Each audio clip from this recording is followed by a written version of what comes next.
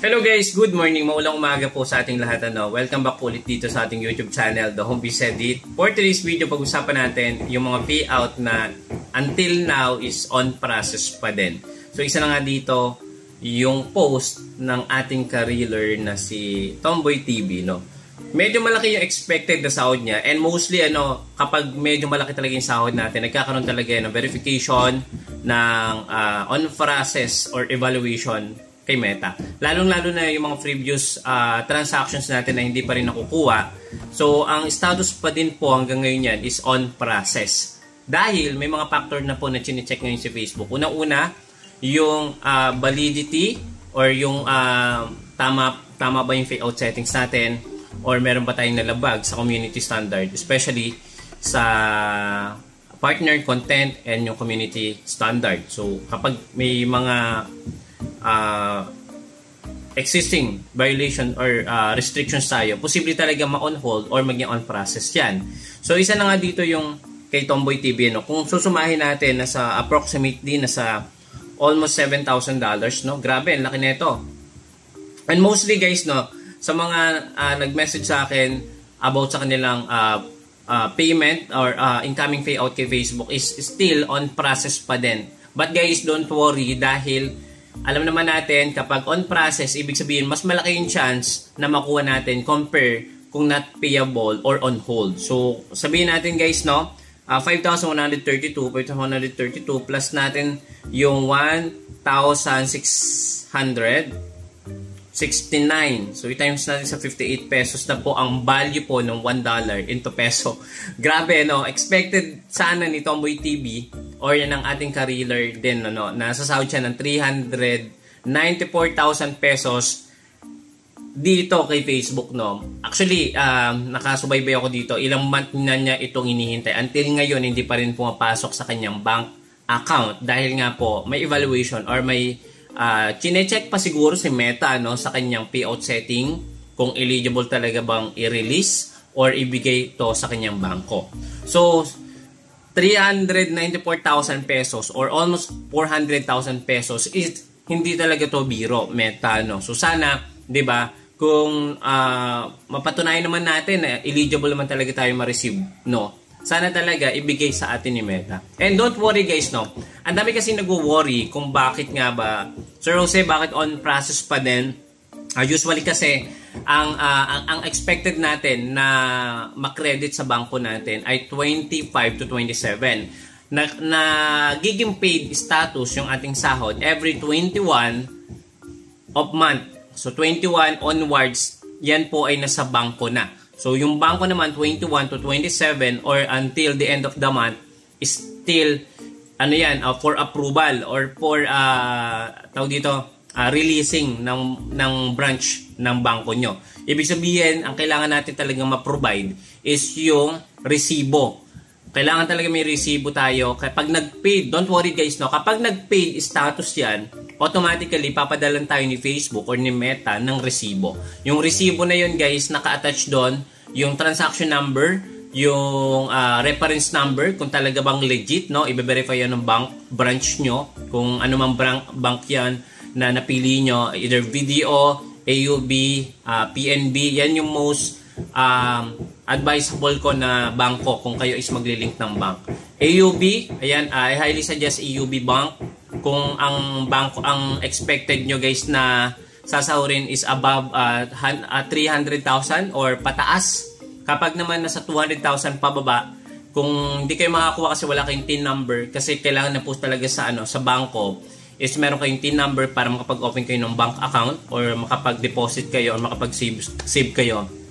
Kailangan nyo na po ng TIN number. Kung wala kayong TIN number, I highly suggest, punta kayo sa sa Play Store, i-download nyo yung Hello Money application. So, ganito yung itsura ng Hello Money. Ipapakita ko sa inyo. Hello Money. Check natin sa Facebook kung meron sila. Ayan. So, Hello Money. Ayan. AUB by Hello Money. So, check natin kung meron dito, Ayan. So, palagi ko nga sinasuggest yan, guys, Hello Money by AUB. Ayan. Saan ba yan? Ayan. So, ito yun, guys. Yung Hello Money. Ayan. So, nung nag-start ako kay Facebook, ito na po yung ginagamit ko na na bangko, Hello Money. Kasi hindi naman nag-a-above ng 200,000 kasi ang limit lang po ng ng Hello Money under siya ng AUB is 200,000 pababa. Kapag nag-up na kayo ng 200,000 sahod nyo or expected na transaction nyo within a month, dapat ay mag-upgrade na kayo ng savings account. Yung kulay red naman yun. So dito, kung ang sahod nyo is nasa 100,000 to 200,000 maximum limit transaction per month, pwede yung Hello Money. Pero pag nag-average kayo ng 300,000 pataas or 200,000 pataas, I suggest mag-open na kayo ng Hello Money savings account. So yan po yung aking sinasuggest sa inyo, no? AUB, BDO, PNB. Kung PayPal naman yung napili nyo, okay lang po yung PayPal as long na verified. Paano natin malalaman verified yung PayPal? So, kailangan nyo po siyang i-link yung inyong credit card and then yung debit card. So, ganun pa din. So, kailangan nyo pa rin ng bangko. Ang mahirap kasi kay PayPal, kapag po napatunayan ni PayPal na yan ay medyo risky yung transaction, hino-hold po ni PayPal yung inyong incoming payout. So, yun yung mahirap. So, it takes 180 days pa bago talaga ma-release from PayPal to bangko or ma-cash in gamit yung GCash. So, yun. So, ang kailangan nyo lang guys dito is kailangan nyo lang ng ID, no, dito kay Hello Money. Hindi nyo na kailangan ng TIN. I don't know kung kailangan ng TIN, no. Comment down below kung kailangan na din ng TIN sa Hello Money. So, i-click nyo lang dito, register as open a new account. Ayan, open a new account. And then yung may option dito, register as existing account. Kung meron na kayo existing account kay Hello Money dati, yun po yung pipiliin nyo. So, ito yung pipiliin nyo, open a new account. And then, next step is kailangan stable internet connection. Prepare your valid ID. Valid ID, alam nyo na yan. Self-explanatory na lang yan. Yung mga may address, yan yung valid ID. I don't know kung pwede yung PhilHealth, pero secondary ID lang siya. So, kung meron kayong driver's license, PhilSys ID, UMID ID, yan, PRC, yan yung mga valid ID or yung may mga talaga. Primary ID. And then, prepare your video capture. Kailangan nyo dito, KYC. Registration takes 5 or 10 minutes lang. You must be 18 years old, syempre. And then, i-allow nyo lang yung call. I-allow nyo lang yung pag-capture ng photo sa inyong mga devices. Allow nyo din yung location. I-allow nyo din yung access your device, no? Yung, kailangan nyo lang i-allow to, permission. And then, number 5, i-allow nyo po yung audio while recording. So, kapag okay na, ang next step dito is, ayan, so fill out nyo lang, self-explanatory, are you a Filipino citizen? Yes. Make sure make sure that your ID is still valid. So, syempre, dapat valid yung ID natin, walang expiration. And then, kailangan nyo pong maglagay, so sample, voter's ID, kailangan nyo lang i-capture, i-picture, i-upload nyo dito, yung front and yung back. And then, ang nilagay ko dito is yung UMID ID. So, yan, pinicturean ko lang siya. Ayan, blurred ko lang. Guys, no, medyo sensitive. Yung mga details, huwag nyo i-share sa social media, yung mga ID nyo, yung mga contact number, email nyo na connected sa mga bangko nyo para mas safe po tayo. And then, fill out nyo lang ang inyong pangalan. First name, middle name, last name, and the contact number, and of course, your active email number para makareceive kayo ng OTP or one-time password if ever nakalimutan nyo yung password nyo. So, pwede nyo siyang i-reset gamit yung email na nilagay nyo dito kay AUB Hello Money. And then, create lang kayo ng alphanumeric password. Mas okay, secured yung password nyo para wala talagang makapagbukas na sino man. So, kapag okay na, click next. And then, makakapag-receive kayo ng verification OTP gamit ang code na sinend sa inyo ni AUB. So, input nyo lang dito. Kapag hindi nyo pa rin na-receive, resend verification lang. And then, kapag okay na, click verify. Okay, and then meron din yung verification na kailangan nyo din kunin dun sa nilink nyo na email dito kay Hello Money. So, ang gagawin nyo, i-input nyo lang din. Kapag okay na, nandito naman tayo sa next procedure. Ilagay nyo lang yung birthday, gender, present address, permanent address, source of income, mother's complete maiden name. So, kapag okay na, click next. And then, dito na po kayo magre-record ng video. So, I am Erica, born on, ganon. So, I am Jose, yung birthday ko. Yun. So, kayo na. Yun yung gagawin. On the screen, you will be asked to take a video of yourself stating your name, kung ano pangalan nyo, kung kailan ka pinanganak, and saan ka nakatira. Kapag okay na, record a video. Kapag okay na, ito po yung mag-a-appear. You're almost set, but first let ensure your face is clear on the video. Make it sure gumagana po yung front camera nyo. Syempre, wala dapat mask, no? Remove your accessories kung meron kayong salamin bago kayo mag-screen recording. Tanggalin nyo muna yung salamin nyo. Appropriate at yung dress, dapat hindi tayo nakasando, hindi naka two-piece, no? Ayan, or hindi dapat nakahubad. Stay well in lit areas. Dapat hindi masyadong crowded, hindi maingay. Dapat, ito lang, well ventilated or well lit area nga. Diba? Mas clear.